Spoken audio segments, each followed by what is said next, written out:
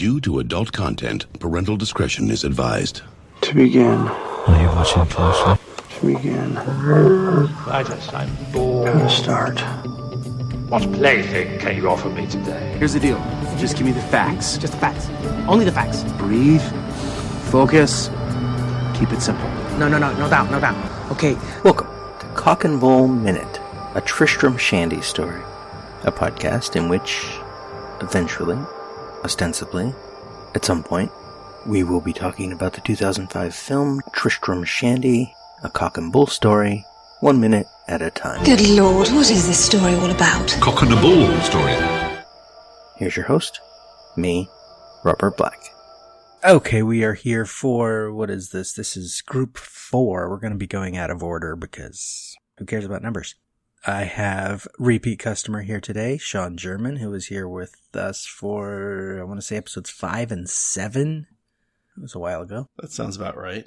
Hello, everybody. Hello, Robert. Thanks for having me back. So Sean German of currently Next Scene Podcast, previously of Groundhog Minute, Spinal Tap Minute. Spinal Tap Minute. I always forget the name of your Christmas Vacation Days. Was that it? National Lampoon's Christmas Vacation Days. That's why I can never remember. It's too many words. It's a mouthful.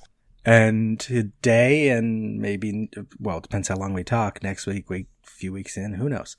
We're talking about Group 4, which is Brigsby Bear versus Dave Made a Maze. I was actually curious first.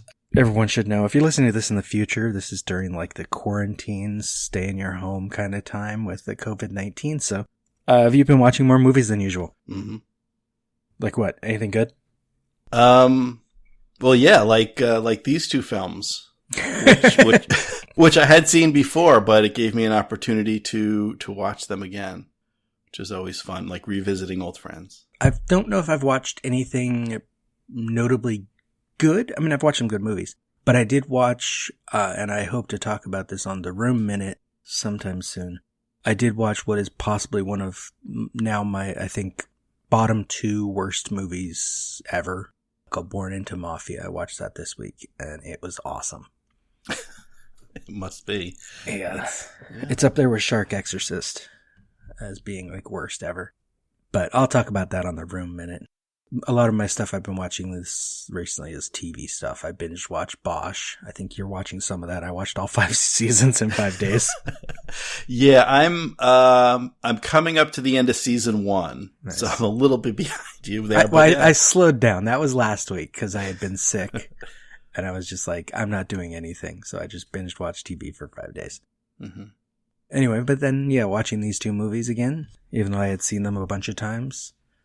Dave Made a Maze came up as a recommendation on Amazon Prime back when I was still doing Groundhog Day Project. And Brigsby Bear actually saw it in the theater when it came out. It was on a theater near here, which I haven't been to a movie theater in weeks, which is weird. But anyway, listeners, in case you haven't seen either movie, Brigsby Bear is directed by Dave McCary, written by Kevin Costello and Kyle Mooney, story by Kyle Mooney. It is about how do you boil it down to one sentence? That's the question. Yeah. A young man who has grown up on a single TV show called Brigsby Bear finds out that he was actually abducted as a child by who he thinks is his parents. He thinks he's living in like a post-apocalyptic kind of disease-ridden wasteland, but no, they're just keeping him in a bunker in the desert for reasons, and have been making this show that they use to kind of like teach him things and keep him entertained. Once he gets out and realizes that show's not real, with some new friends he made, they try to make a movie of Brigsby Bear, and it's a nice, wholesome, fun little thing. Then on the other hand, you got Dave Made a Maze, directed by Bill Watterson, written by Stephen Sears and Bill Watterson, story by Stephen Sears, which is about a guy who builds a cardboard maze in his living room and then gets lost inside it because it's bigger on the inside, and his friends have to rescue him. That one's easier to describe. Yeah. It's got that going for it. So that's two films about the creative process. Yeah. About creating things. There are also 2 films within a film.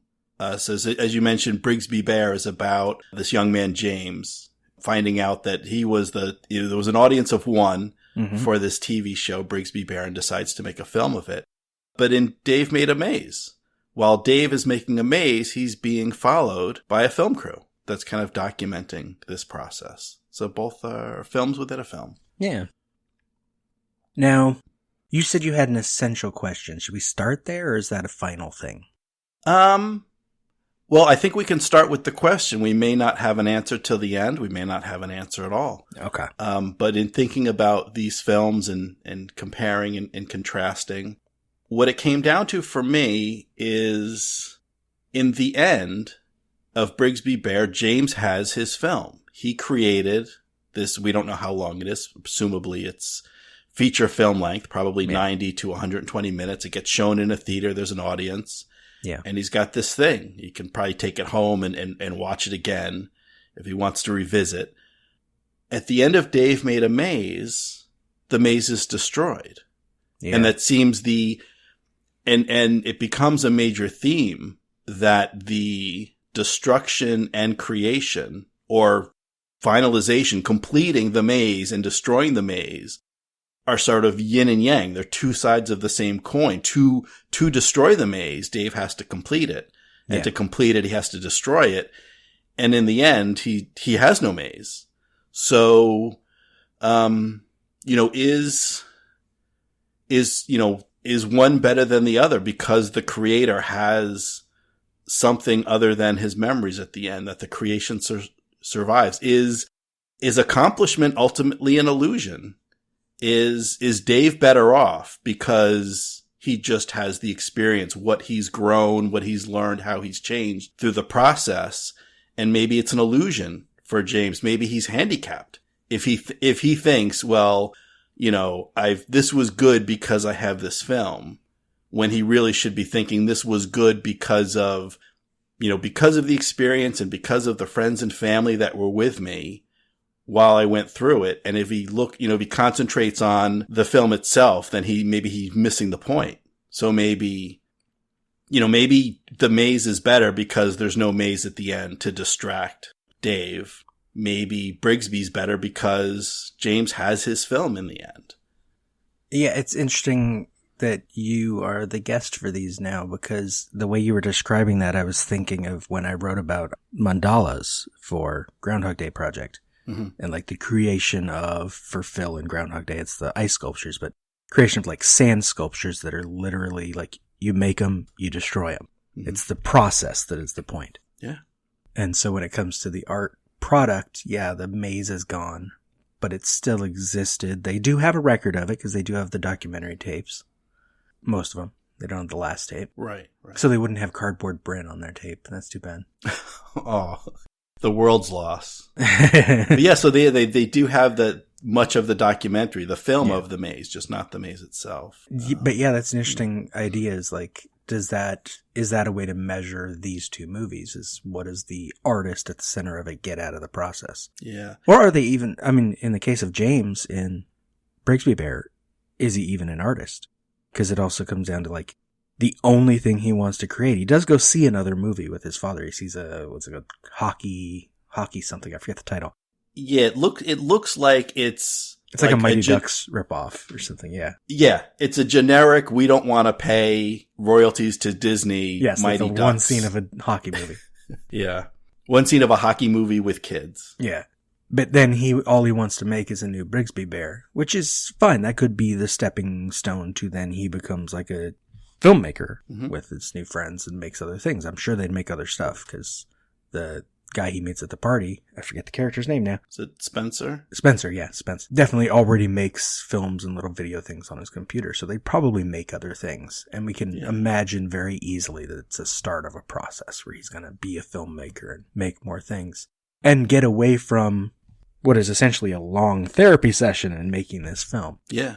He doesn't like therapy. He's made to go to a therapist and he doesn't like it. No. He doesn't like talking about those stuff because he hasn't really processed the damage done to him yet. Yeah. Whereas the film can do it for him. So it's I don't know, they call it is like occupational therapy. He's working through it's active therapy versus talk therapy. And Dave is working through some things as well. Well, yeah. You could almost call that process therapy. In the opening credits of Dave Made a Maze, we see an animated sequence where we see that he does a lot of weird art projects. He took up carpentry, he took up origami, he took up music. We see his keyboard, and now he's building this cardboard thing. So he tries all of these things out, and this is the first one that he's actually followed through on. Even though we learn partway through the movie, he recently had a job interview for an actual job, which his friend calls him a sellout for that. Because they're filmmakers. Don't think I didn't notice your complete and utter lack of beard, you paper dick. I had an interview. Oh, sellout? Yeah. Well, no, I don't know if it's necessarily the interview that he, goes for a job, but that he shaves the beard. He shaved his beard, yeah. He shaves his beard for the interview. Yeah. And that's what makes him a sellout. Well, it means he was actually trying to get the job, so. Yeah. So, and I thought this was appropriate to have you here, Mr. Black, for this. And going back to my question about, is it better to lose the maze at the end or have the film at the end? You talked about an experience of, I forget if it was a novel or a story, something you had written. It was a novel. And in transferring between various generations of technology and different computers, you talk about losing. I forget, was it just the last chapter or was it was just the last chapter, yeah. The last chapter of something you had written. And, we haven't gone into depth on that subject, but I think there was back and forth, and I believe at the time, and if I didn't make the comment now, if I didn't say this then, I'll say it now, that, you still have the experience of having written it, even if you don't have the thing that you wrote. Right. So you're a little bit like Dave losing his maze at the end, although you didn't destroy your creation on purpose. No. At least not consciously. And I did do a sort of a rebuild of it. At 6 a.m. the next morning, I woke up after a horrible night and wrote a new version of the chapter, which I, to this day, still don't think is as good as the original. But I'll never have the original. Yeah. Now, that's a strange feeling because, and I sympathize. I empathize. I am with you. Just that feeling that the second time around is just not as good as that first inspiration, that first time through, that original.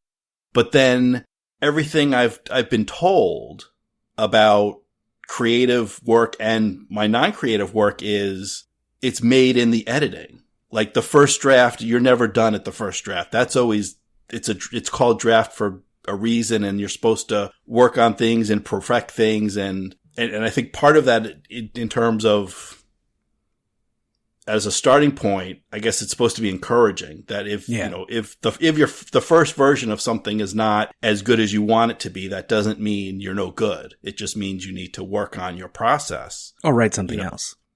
Or write something else.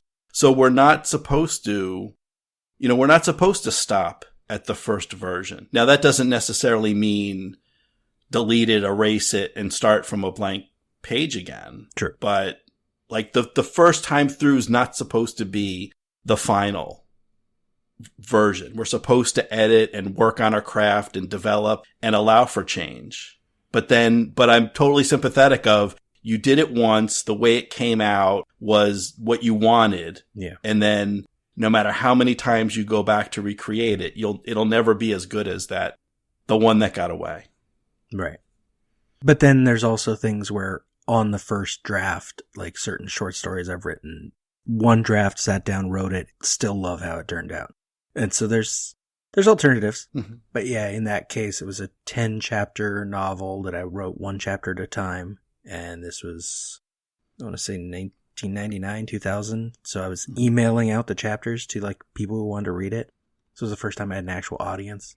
And then the night I wrote chapter 10, and I had to take it from one computer to another in order to put it on the internet.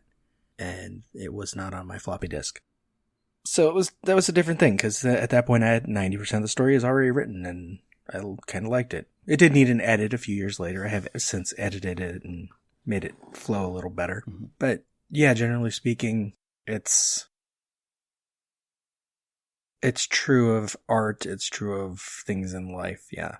You need to get better at it as you go. Cheesy sayings like, if at first you don't succeed and all that. Give up. Move on. As Homer Simpson would say, the lesson is never try. You tried your best, and you failed miserably. The lesson is never try. The lesson is never try. Yeah. So do we see any parallels, any commonalities between the characters in these two films? Because certainly, or I think it's certain, and you may disagree, but Dave and James are very different, and they're, at least on the surface, their motivations for their creations are very different. Well, I think they're similar characters. I don't think they're similar people. Mm-hmm. Because in terms of their role within the film, essentially you could take the whole idea to Dave is that he is this artist who has been trying to make art, but the world's full of billions of people. Your art isn't always going to get anywhere. And so he's kind of trapped himself in this life that he keeps trying and trying and trying and failing until he eventually literally makes something that imprisons himself. Whereas, that's kind of a metaphor in a way for what is literal for James, is that he was forced into a prison, like stuck in a bunker in the middle of the desert, where he thought if he went outside, he could die. And so it's like one movie takes literally what the other one kind of presumes in the opening sequence, is that this is a guy who's stuck in this particular moment in his life, and his only choice is to create his way out. But his characters, because Dave has grown up around actual people, he's gone to college, he's got a girlfriend that he lives with, he's got friends, he's a very different person than James, yeah. I agree. Yeah, true.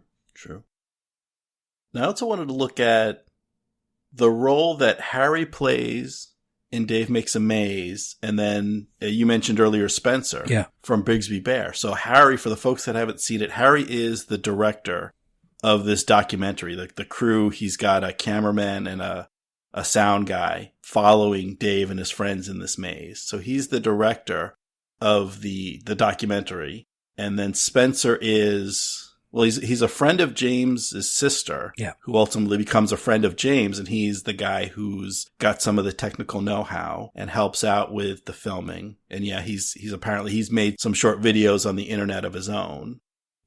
And I think they in terms of the story and the characters, they serve similar purposes, but as you said, they're different people. And I think the main difference is Harry tries to stay outside of things. He's making a documentary, while Spencer is more involved. He's a co-director. He's a co-writer. He becomes a fan of this Brigsby Bear series after he learns about it from James and watches a few episodes.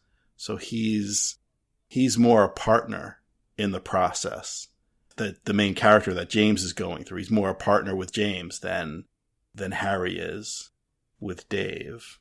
I think it's also interesting in that regard is that James, with Spencer's help, is more actively finding his way through this creative process. Mm-hmm. Whereas in Harry's case, he's the one doing something creative in the present, at least until the end of the movie, when they have to, spoilers, create the center of the maze, create its weak spot, and destroy it. Until then, we don't see Dave doing a lot of the creative stuff. It happened off screen. He already has the maze. Mm-hmm. And so Dave is more of a passive participant in the middle of the movie, even though it's actually a great moment in the movie when the rest of everyone who came in to rescue him finally meets up with Dave, and he's going to take the lead of the group and immediately hits a dead end in the maze because it's a perfect encapsulation of his position in that role. He got trapped in this thing he made. He can't get out without the help of his friends, which is similar to, coming back to James, is he can't get out of this maze in his mind from being in this bunker all his life without the help of Spence, without the help of his sister, without the help of her other friend. And eventually his own parents have to realize they can't try to force him into therapy. They need to help him do what he has to do. Mm-hmm. And the help of the police chief and, all of these people have to, that's why both these movies, not all of these groups in this final 36 bracket are movies this similar, but these two fit very well together, and they're both essentially about this creative process where it's the group has to come together and make it happen. Mm-hmm. Yeah, and Brigsby is certainly more immediate with that message. Like you said, Dave, most of the maze he makes on his own over the course of the weekend. Yeah. And then throughout the film, it becomes revealed that even the solo creative process the friends and the family, the people around the creator are going to be affected and ultimately involved. Whereas in Brigsby, that lesson's more explicit because filmmaking is more of a group activity. True. It's just more of a collaborative effort that by its nature, he's going to involve the people around him. Even the people that aren't directly involved, his parents don't get on board until particularly his father till the very end, but his sister and his friends are there. He needs someone working the camera while he's acting and he's got fellow actors to work off of and people doing special effects and other things. It's a group effort. Which, to end this episode, I'll say that is sort of the case toward the end of Dave Made a Maze, but it's not as literal or not as obvious. Right. Well, it takes time to develop. Just let the listeners get out of here quickly because I like to make this show short. Sean, tell them where to find your shows. Well, you can find me. I'll send you to catandsean.org. That's CAT and Sean, SEAN.org. And there I link to my podcasts, which include The Next Scene and Groundhog Minute, where we covered Groundhog Day, and Spinal Tap Minute. And it will also link to all my guest appearances on other podcasts, including this one. So if you're not sure where to find this, go to catandsean.org, look under guest appearances, and I will link back here, and the circle will be complete. Thank you for listening. This has been Cock and Bull Minute, a Tristram Shandy story. First, before we go, a quick bonus. Here's the story as it was written and recorded for my Dave Made a Minute podcast, episodes 59 and 60, regarding that lost last chapter of a novel. You'll have to pardon the accent. It was a little play on what Liz Whitaker and George Hendricks had put together for those episodes. It was also a way of distancing myself from a story that was, even after so many years, still an emotional one. August and September 1999, I wrote a story called Seeing Her Naked. I wrote it in chapters, each in one sitting, and emailed them out like an old-timey serial. Seeing Her Naked had 10 chapters. The final chapter was written Monday, 27th of September, 1999, on a computer that didn't really have a hard drive. I'd won the computer in a lottery giveaway thing they did at the law firm where I worked at the time. It had always been connected to a network, so it had virtually no storage of its own. It also had no internet access, so each chapter would be saved to a 3.5-inch floppy. That floppy would be taken to my sister's computer in the dining room, where there was a dial-up connection and where I could copy and paste the text of the chapter into a series of outgoing emails. At its peak, the story had about 100 regular readers. There was no mailing list to make that any easier than copying and pasting from a list, a dozen or so at a time, because there was a limit to how many recipients I could have. I poured a lot of emotion into that last chapter, which climaxed with an angry confrontation between the narrator and his childhood friend and once-upon-a-time would-be girlfriend. I finished the writing feeling already fairly drained. I saved the file onto a floppy, ejected it, took it to the other computer, and the file wasn't there. Or rather, the file was there, and inexplicably, some of the words were there but with gaps. Imagine a typed page of text and someone had gone through and erased the majority of the words on the page. This was how each page of the chapter appeared. I returned to my own computer, hoping I had left the file open, or could recover it somehow. There was no autosave function in the old version of WordPerfect I was using. After the panic, there were tears. I slept fitfully after the final chapter of Seeing Her Naked was lost. I wrote the next day as a note to my by-email audience that it took me a few hours to write the chapter. It, quote, had an ending that had me in tears and completely worn down, end quote. And I explained the following in very brief terms. I cried until I fell asleep, emotionally and perhaps spiritually exhausted. I woke in the morning at about 6 a.m. I had to be to work by 8. With a strange sort of stubbornness, I put behind me the tears of the night before and started typing. And I typed. And I typed. A sort of insane typing, producing far too many words in far too short a time. I rewrote that final chapter, hitting the words that were there and working what of them I could into a new, and I still contend lesser, version of that final chapter. In a way, the new version may have worked because of the pain of the night before. When the character of Katie confronts Joel about his urge to adultery, the argument felt to me more visceral, infused with something it hadn't been before. I emailed the new version out. I made it to work on time. Thank you for listening. This has been Cock and Bull Minute, a Tristram Shandy story. Follow us on Twitter and Instagram at Cock Bull Minute, or find us in the Facebook listeners group, Cock and Bull Pub. Find more content at lemmingdrops.com.